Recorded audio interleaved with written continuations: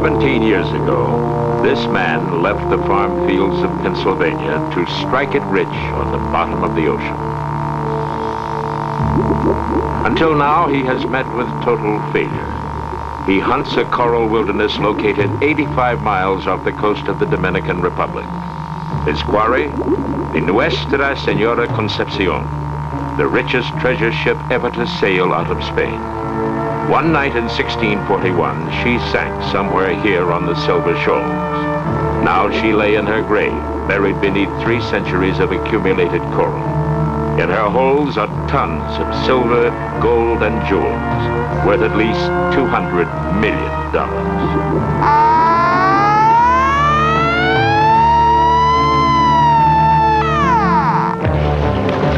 Get some more Darwin markers. Got a hot spot. Okay. Come on, we got them. How many you need? Yeah, how many you need? Block 4.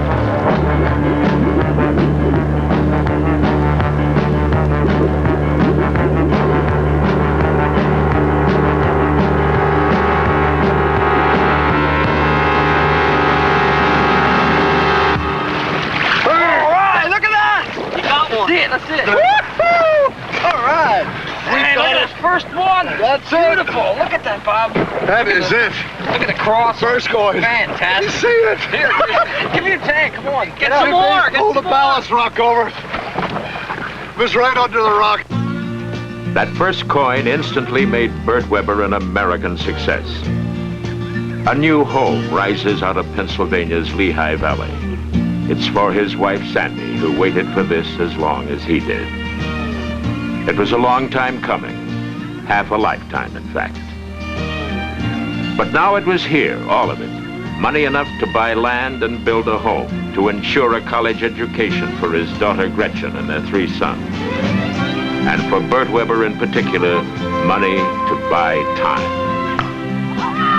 Time to spend at home, to watch his kids grow, and to get to know his neighbors. Yes, it was the fulfillment of the American dream. Local boy makes good against impossible odds. But success hadn't come without a price, and Burt Webber well remembers. Treasure actually took root when he was a high school senior. From a flooded quarry, he brought up 6 slot machines. Each was filled with silver dollars. It was a promising beginning. But 17 years later, after searching for treasure from the Florida Keys to South America, Burt Webber is no closer to his goal. He has come here to Sevilla, where he hopes to pick up the trail of the Concepcion. Despite repeated failure, his dream of sunken treasure remains, but with one vital difference. Now deeply in debt and the father of 4, he is chasing it with a quiet desperation. So he has come to the Spanish archives, where all clues relating to the lost treasure of the Concepcion may be found. All clues but one. In 1687, an American named William Phipps, aboard a ship called the Henry, found the wreck and took away a small fraction of her treasure. Phipps kept a daily log that would undoubtedly contain the exact location of the Concepcion. But that log, the log of the Henry, has been lost for over 300 years. Nevertheless, Webber is confident that the archive contains enough pieces to the puzzle. And with colleague Jack Haskins, a master tracer of missing ships, he searches for clues among the testimony of some 200 passengers and crewmen who survived the wreck of the Concepcion. For years, Burt and Jack were friendly rivals. They had often worked on different expeditions in search of the same wreck. But now they had come together for what may be Burt's last treasure hunt. Always the search begins here, in Sevilla's Archive of the Indies, the repository for all information relating to the Spanish treasure fleets of the 16th, 17th, and 18th centuries. It has been estimated that 1/3 of the world's mined gold lies at the bottom of the ocean. Well, the clues to much of that gold can be found here. Listen to this. They threw all this silver and discs of gold off the side of the ship into these crevices and crannies of coral, And you know, Phipps probably never got this. In the Phipps accounts, they never say anything about salvage They on don't top say a of thing about it, but they do say, reefs. remember Sir John was looking for stuff on top of the reef, and he couldn't find anything. This bears totally different light on the whole thing. That wouldn't even be pertinent to the main haul. No. The treasure that That's Phipps right. had access to. He never would have seen this, especially after 46 years. It's undoubtedly grown right in. I don't think Phipps ever got it. I think that is fantastic. The story has persisted for years that there's a mountain of silver out there someplace on Silver Shoals.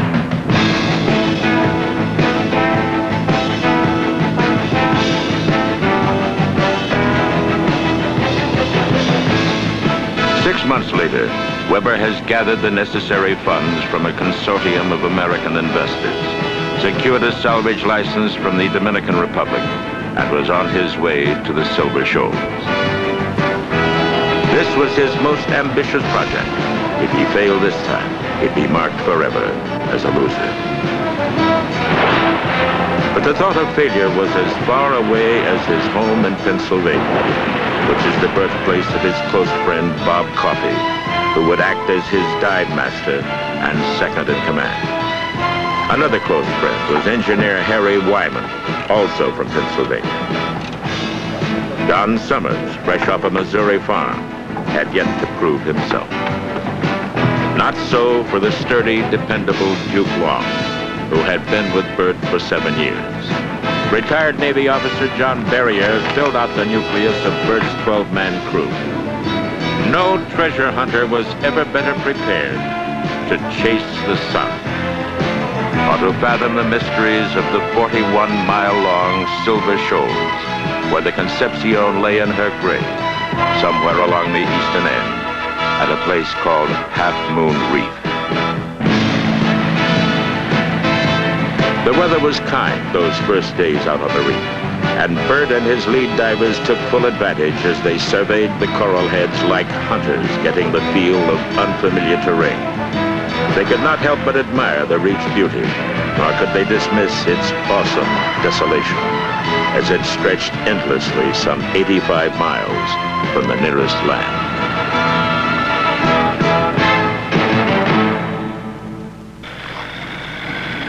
$37, $37, $38, $37, $38, $39, $39, $40, Coming around. $39.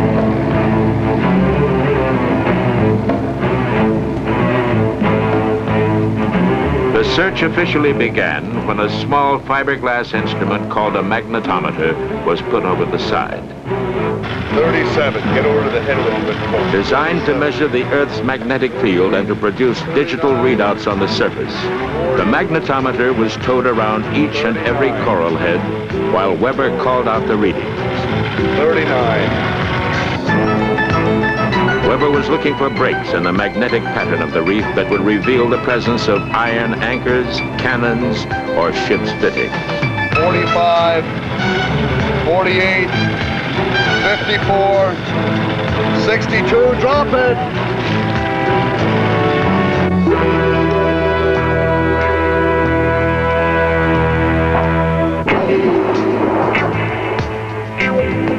Phase 2 called for Webber to descend to those areas of the reef that produced high readings on the magnetometer. And with another device called a metal detector, he would scan every inch of the bottom. Each time he picked up a trail, he would follow it with the beating hope that it would lead to the Concepcion.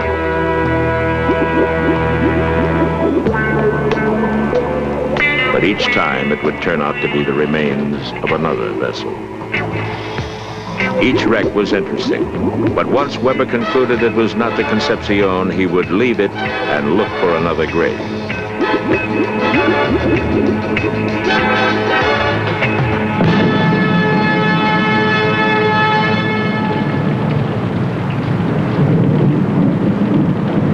The inevitable bad weather finally blew in from the northwest, and all activity was brought to standstill. While the crew rested or made repairs, Webber attended to his log. 37 days on the reef. 6 wrecks found. No sign of the Concepcion. We're suffering from some kind of food poisoning. Coffee thinks it's the fish we catch from the reef. The weather persists like a bad dream. Coffee and Long try to survey the reef anyway. Negative results. Morale is heading south. We need the sun.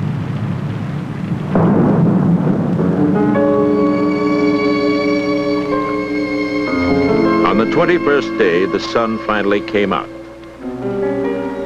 But Burt Webber remained subdued. He had lost valuable time, and funds were running dangerously low. He had the feeling a gambler knows when the tide has turned against him. Where was she?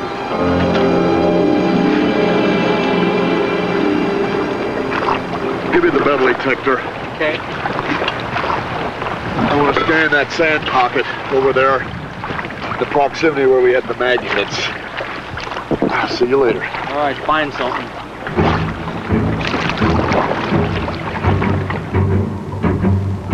Webber and his crew worked furiously now, for they still had hundreds of coral heads to survey. He knew that the Concepcion would be a weak magnetic target, since Haskins' research had shown that she had shed her anchors before striking the shoals that dark night in 1641. 39. 39. 42. 42. 44. 44. On and on, mile after mile, the magnetometers searched the shoals for that one clue. We have 42,000. 738. 39. 48. 52. Drop it. 53. 50.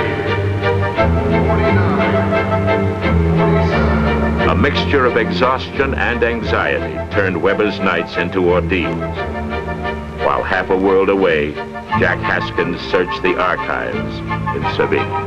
He was sure that the log of the Henry, the ship chartered by Phipps, would contain the exact location of the Concepcion. But so far, it remained among the missing. Finally, on May 27th, Webber wrote in his log, "At this point, it can only be concluded that the Concepcion's remains do not present a detectable target to the magnetometer." And so after 5 months, almost $500,000 and 1,891 coral heads, Burt Webber regretfully called it a day.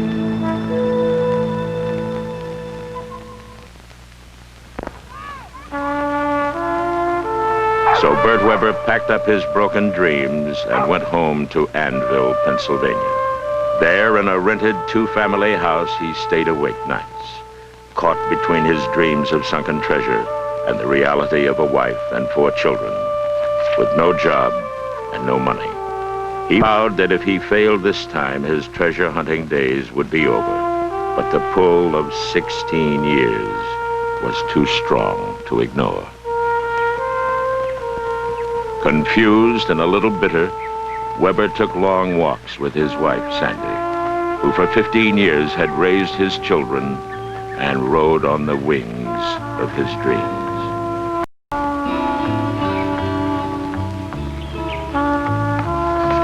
One day, a letter arrived in the afternoon mail. It was from Peter Earle, an English author writing a book on the Concepcion. And there in the second paragraph were the magic words, "I have found the log of the Henry. It's in the Kent Archive in Maidstone, just 50 miles south of London."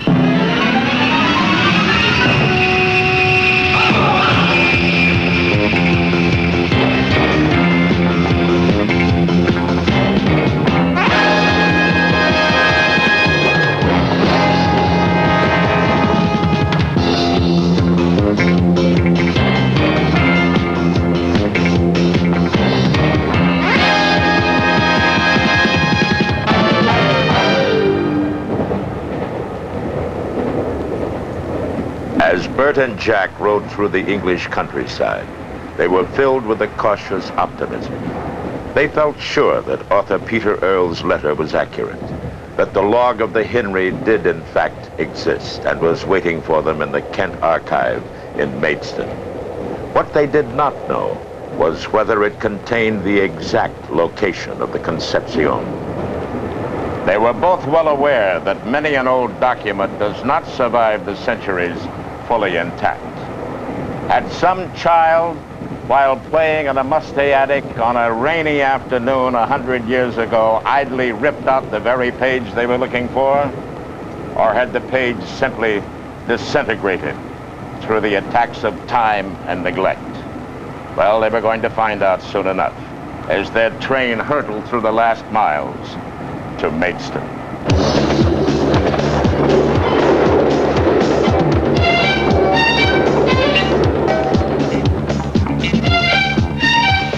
Less than 48 hours after Webber had received the letter, he and his colleague Jack Haskins stepped off the train in Maidstone and were met by the man who had resurrected their hopes. It was a meeting that promised to make history.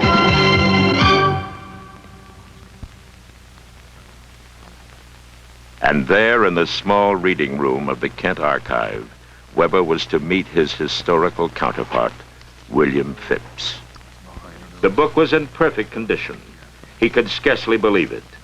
The lost log of the Henry, the ship that carried Phipps when he discovered the Concepcion. As Earle translated the archaic language that traced the Henry's voyage through the West Indies, Webber mentally rode her decks as she neared her destination on the Silver Shoals. And then into Port Plata. Oh, here we are. Now we're getting excited. Here's the first day of the search. This morning, after sunrising, our boat and canoe went to the east end of the reef. Searched down along the north side. That means they went along the windward side. The windward side, right. Yeah. At 4 in the afternoon, the boat and canoe returned again, having searched at least 6 miles in length. 6 miles. 6 miles. That's the precise length of the Half Moon Reef. That's the whole reef. The Half Moon Reef is exactly 6 miles in length. That's the first day. Thursday the 20th. Now this is the absolute key. She bears from our ship east by south, a half south, about 3 miles off. The westmost end of the reef in sight, and the eastmost end southeast by east, a half south. By east, a half south. Do you know what this? They backed up. They reached the end of the 6 mile track, and then they backed up towards the southeast. With those coordinates given to you? Put us right in here. We went over it. According to this we've had, that's it. That is it.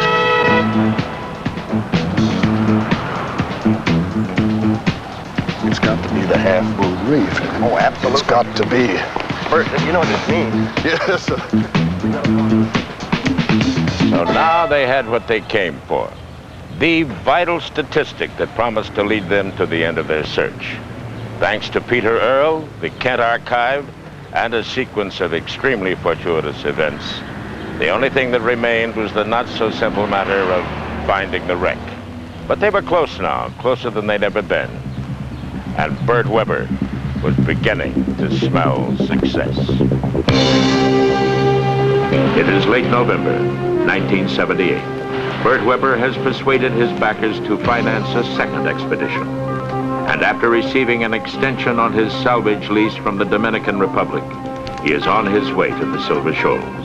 But this time, the search is narrowed considerably, thanks to the information contained in the log of the Henry. Webber's field of exploration has been reduced from the 6 miles of coral known as Half Moon Reef to a small area toward the eastern end of the formation. As they approach the reef, it is a new sight for young Jim Nace, a fresh recruit from Pennsylvania. Another new member of the crew is Burt's baby, a portable magnetometer said to be 10 times as sensitive as any in the world. Adapted for underwater use by Webber himself, the $17,000 tool can be operated by a single diver and positioned within inches of the base of a coral head. Webber knows from experience that the standard magnetometer was ineffective when searching for the Concepcion. He and his investors are betting everything that this device will do the job. Okay. Line's clear? Yep, let go. Let's go. Put her down about 10 feet and tie it off. All right, I'll do the first swim, Bob, and if I don't encounter any anomalies, then you take over on the second run. Make sure if you do have to come down to relieve me on the second swim that you take your watch off on account of the magnetic effect.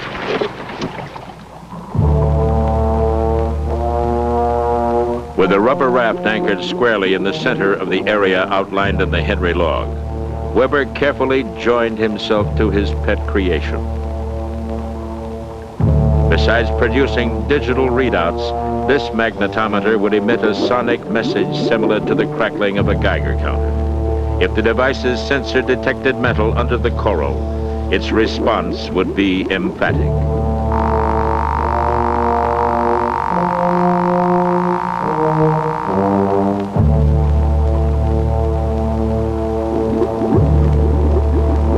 Thus, on the morning of November 24th, 1978, Burt Webber moved cautiously toward his final moment of truth.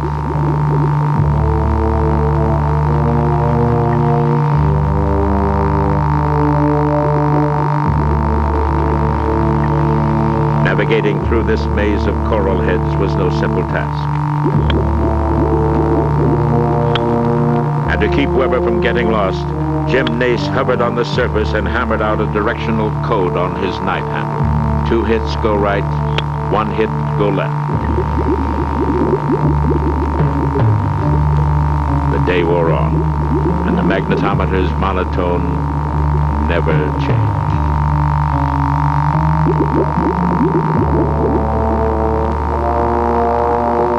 The next morning progressed without incident, and as the sun approached its zenith over Half Moon Reef, Webber began to experience early signs of frustration.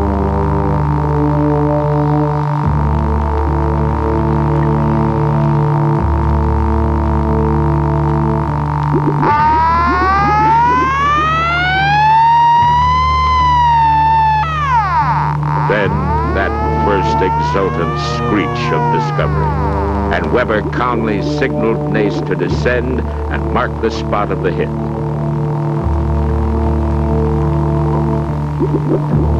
They would investigate it later, but now Webber swam on looking for a pattern of hits that would signify something big.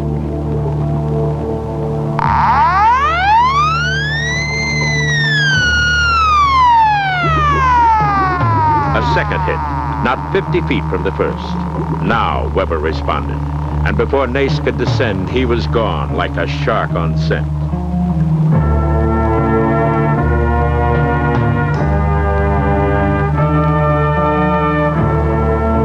It was too soon to even guess what it was, but there was something there, all right. Something old and buried deep beneath the coral. Get some more anomaly markers. Got a hot spot. Okay, okay. Come on, we got him. How many you need? Jim, how many you need? Spot 4.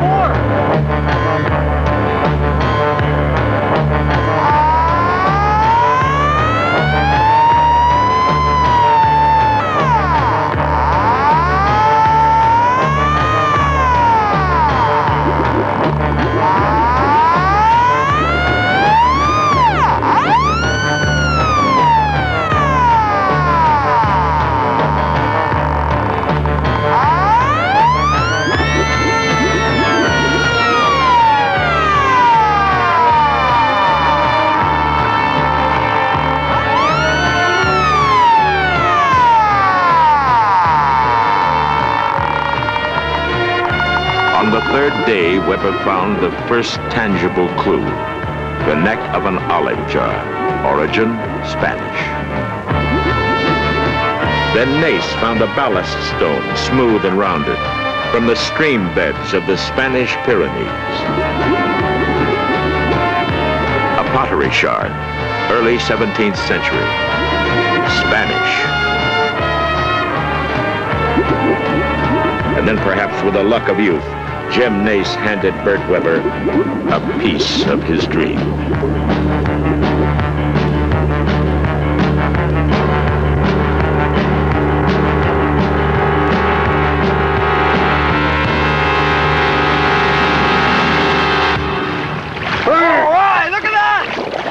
That's it. Woo-hoo! All right. Hey, look at this first one. That's beautiful. Look at that, Bob. That is it. Look at the cross. First coin. Fantastic. Let me see it. Here, give me your tank. Come on. Get Now, some more. Pull the ballast rock over. It was right under the rock. So this was to be Webber's moment of truth after all. To be frozen in memory and shared with Bob Coffey, Duke Long, and Jim Nace, who brought him luck. But the question remained, how much luck? Well, Webber would soon find out just how much treasure still lay in the Concepcion's grave. For this leg of the expedition is underwater cinematographer Stan Waterman, who will help put Burt's story on film. Waterman's enthusiasm and knowledge of the sea quickly engages Webber, and immediately a professional kinship is struck between the two men. A ship coming in here from the windward in a storm and hitting these heads would be like hitting a telephone pole. Yeah. The depths between these lily pad type formations is 7 to 10 fathoms.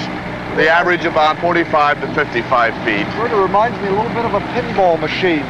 Some of those ships must have come, you know, in between these bumpers here. We use that same expression with what we found as far as the scatterings of the Concepcion.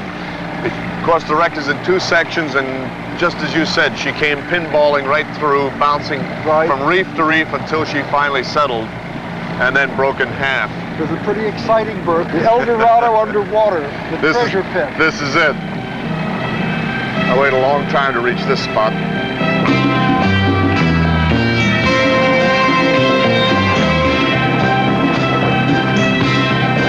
When they reach the site, everything is already in full swing.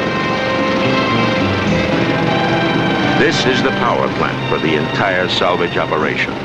A gasoline fuel compressor draws fresh air through these pipes and pumps it down some 50 feet to the divers and their machinery through a series of hoses. My 30th year of diving, and I've never seen the look of silver or gold or anything else underwater. First time? First time. It's going to be an exciting time. Maybe the madness will be on me and I'll just stay on with you.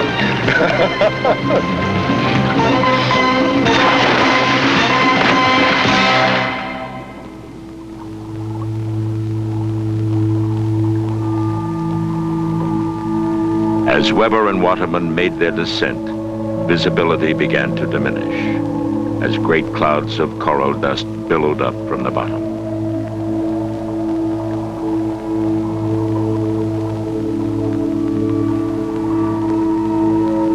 When they reached the wreck site, the scene was almost unreal. There were Coffey, Long, Wyman, and the rest. Yet they didn't seem like the same men at all. In some 30 years of diving, Waterman had never seen anything quite like it. Everyone moved through the gloom with a silent purpose, as though they were players in someone's dream. There was Harry Wyman operating a jackhammer. A few yards away, Don Summers was lifting big pieces and placing them in a large steel basket. Over in another corner, Jim Nace sliced through a stubborn neck of coral with a pneumatic chainsaw. Duke Long held a large black tube called a venturi, which sucked sand and small rocks off the bottom like a heavy-duty vacuum cleaner. And there, back at the head of the site, a large rubber bag was being inflated with air from a tank operated by Coffey. As it rose toward the surface like a hot air balloon, it carried away the steel basket that Summers had filled with rocks and chunks of coral. While John Berryer towed it with a lanyard, Duke Long guided it off to the side of the trench, and Coffey lowered it to the dumping area by releasing air through a valve. The excavation would go on for months, But already a good deal of the coral jungle had been cleared, and the handiwork of a millennium had been split, pried, and torn apart. Many more tons of coral would still have to be moved. But after 300 years, the tomb of the Concepcion had finally been opened.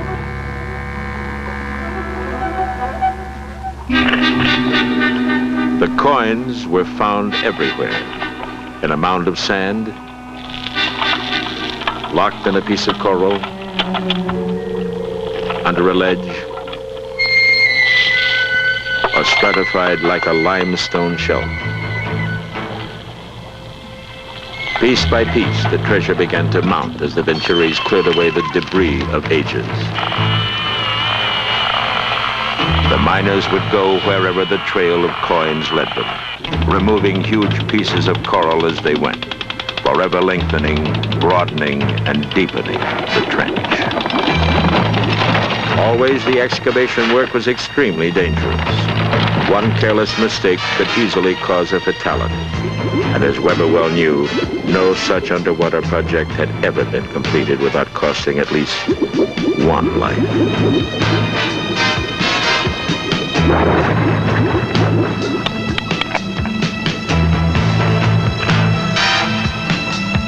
The coins kept coming, one after the other, each worth hundreds, perhaps thousands of dollars on the open market.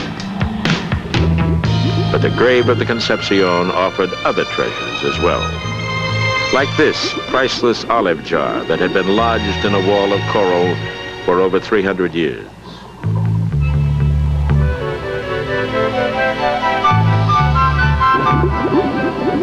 While Webber pondered how to recover it intact, the business of mining silver went on as usual.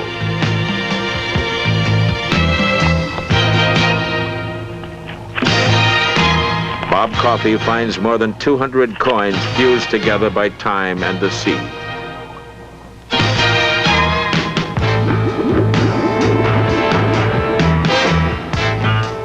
Finally, Webber recovers the jar, but it is filled with coral, and its weight makes his trip to surface a long and tiring one.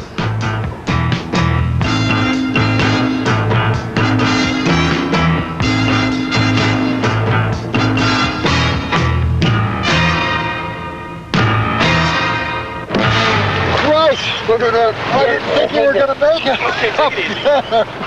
Pull my legs back. Okay, I got you. Got it? Sure. That's like something out of an ancient Greek archaeological site. That's magnificent. That makes the third one of the Lodge of Time. I was debating whether I was going to take the surface with it or not. Isn't that something? How did it survive? A ceramic piece with all the surge here and this coral and everything. I can hardly believe anything like that would survive, Burt. That's what's incredible. We've been finding a lot of these where the shards are, the coins attached to the inside. Smuggling? Yes, I'll be obviously. darned. As a matter of fact, just before we came upon this one, while I was venturing, I came upon another shard and had 5 coins attached to the wall. On the inside of the shard, yes. Holy smokes. Hey, Burt. Holy Put your hand here. I got so many damn coins, I had to put them in 2 bags. My God, it weighs like ballast. Holy Duke down there picking them up right and left. Hey, watch on top. There's a big clump we got out, too. What, a fuse clump? Yeah. Man, this is tough. Tough, I could hardly pull it over the side. Hurry up and empty that bag. I want to go back down. Oh, wait a minute. Wait a minute. There's silver! Lots of Holy smokes. Treasure Island. Yeah, I was just going to say the same thing. This is what I've been waiting for all day. Wow. Something like this. Yeah. Here's something very interesting, and now just pulling these out at random. You see the marks, the Yes. mint marks are beautiful on these already. Here are some 8s. We have some 8s here. These are Mexican mint. Here is a potassy. You can tell by the shape and by the thickness. You can feel there's a difference. That's heavy silver. And you're absolutely right. Here's a Mexican 4 real, half of an 8, all OMP, designating the Mexico City Mint. You've heard the expression used 2 bits, 4 bits? That's Sure. where it comes from these pieces. For heaven's sakes, in pieces of 8, Long John Silver had a parrot, didn't he? That pieces of 8. I remember. Wow. Sure this isn't too big for you. I don't think so. I'm learning to grow with it.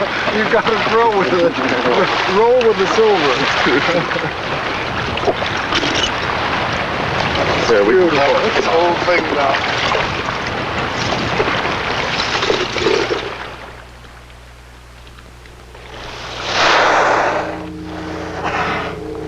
You could hear them coming in the dawn, when the sea is at peace and all is quiet aboard the work vessel. Always Don Summers and Stan Waterman would be awake to meet them. Humpback whales, 50 feet long, and endless fascination for a Missouri farm boy. Giants, elegant, benevolent, and powerful.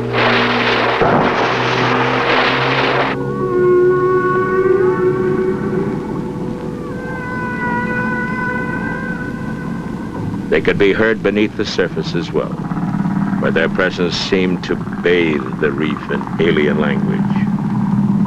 Powerful, yet soothing.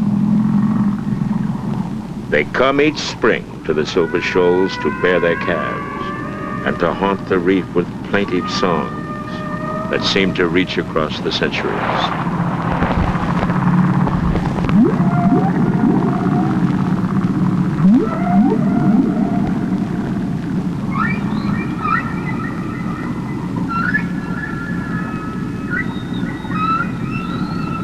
Listening to their songs, one is aware that there may be a mind in the water.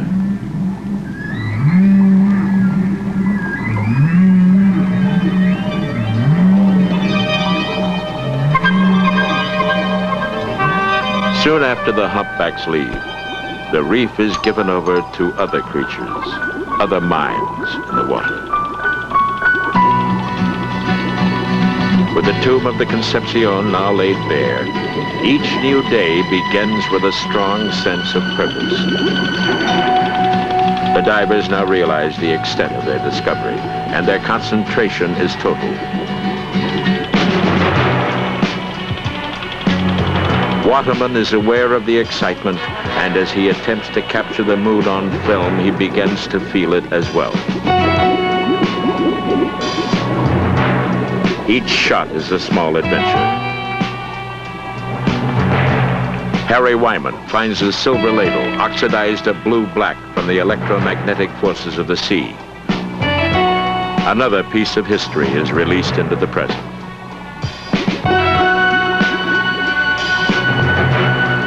Waterman finds Jim Nace working intently with a water hose. The former football star handles each artifact with a sensitivity born of respect for the past. A porcelain rice bowl from the Ming period, as intact as the day it was made. Then Jim Nace uncovers a heavy brass object he has never seen before.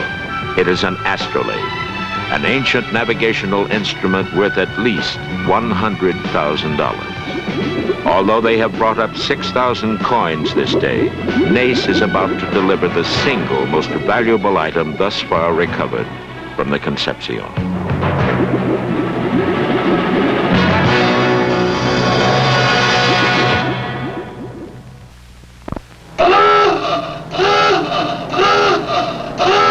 Early morning, April 6, 1979, San Isidro Air Force Base, a few miles outside Santo Domingo.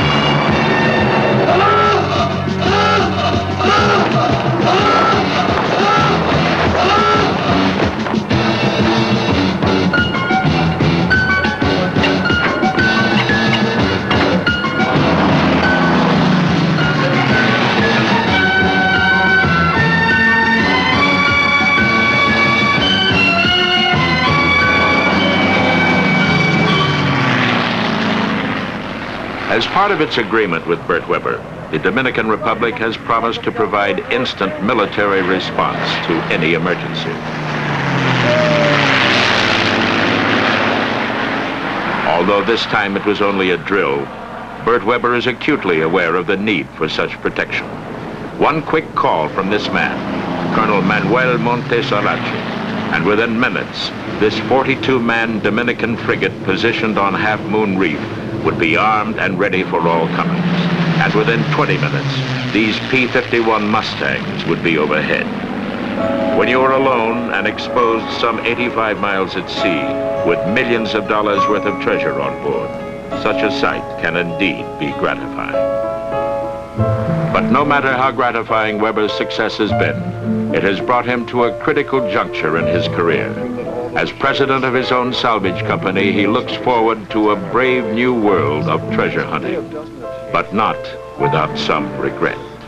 Anyone can well imagine this is a dream come true for me, finding this wreck. And I've been physically involved very heavily, particularly in the magnetic work and also the diving and salvage, but finding this wreck is just the beginning for Sequest, and we have many more things we wish to do, and I am going to be kind of phased out, doing less and less diving as this moves along. How do you feel about going away from being down there and getting those coins in the hand and perhaps in the office more? Well, after the 17 years of really waiting for the big one, you can understand my appreciation of being here and being physically involved. Not only that, as a personality, I'm a person of action and always have been, and I have mixed emotions about it. I know what's essential in the business sense of progressively moving on, which we are into many areas, new countries, new wreck sites, but I'll miss it.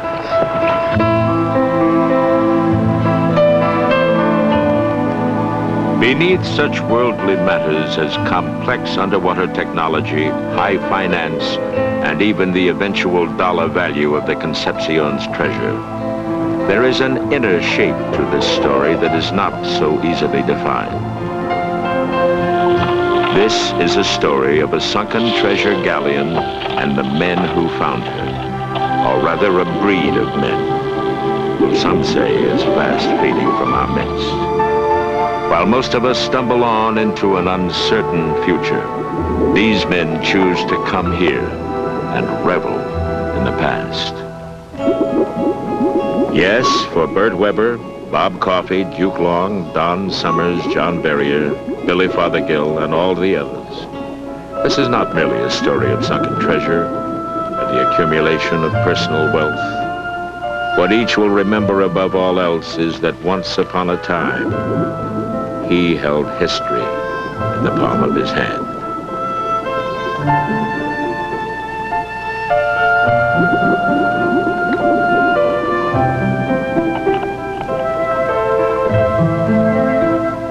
For young Jim Nace, however, the last dive of a particular day late in May will always burn brightest in his fuchsia daydreams.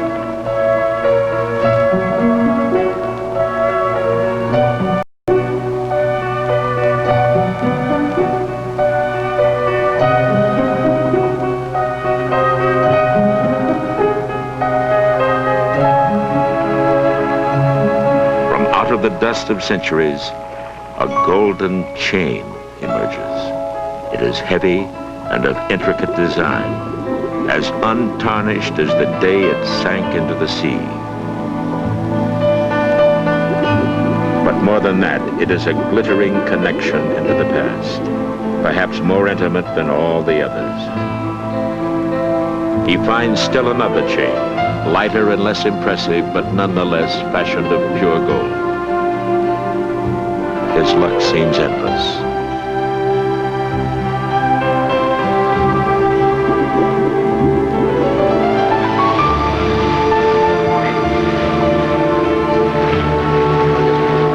In a matter of minutes, Nace and Bob Coffey are back at the work vessel where Burt Webber and the rest of the crew have been cleaning and counting the day's haul.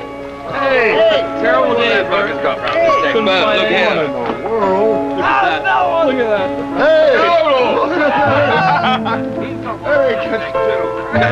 Oh, that's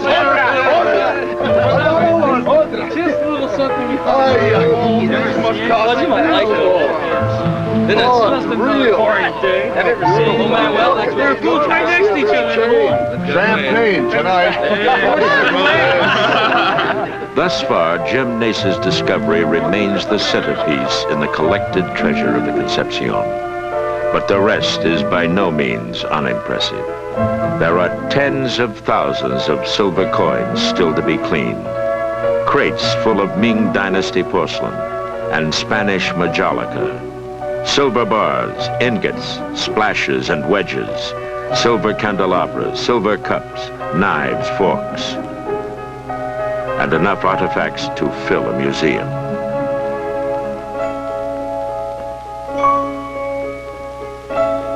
Soon the treasure would be divided and dispersed to the capitals of wealth around the world, there to be auctioned off to the highest bidder or sold directly to private collectors.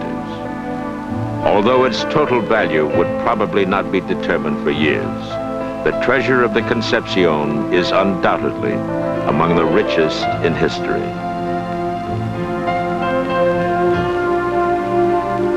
Some people would call this money, but actually it is much, much more than money. It is the stuff from which dreams are made, and there are tons of it, taken from a grave where it had lain undisturbed for more than 3 centuries. But this was no gift from the sea.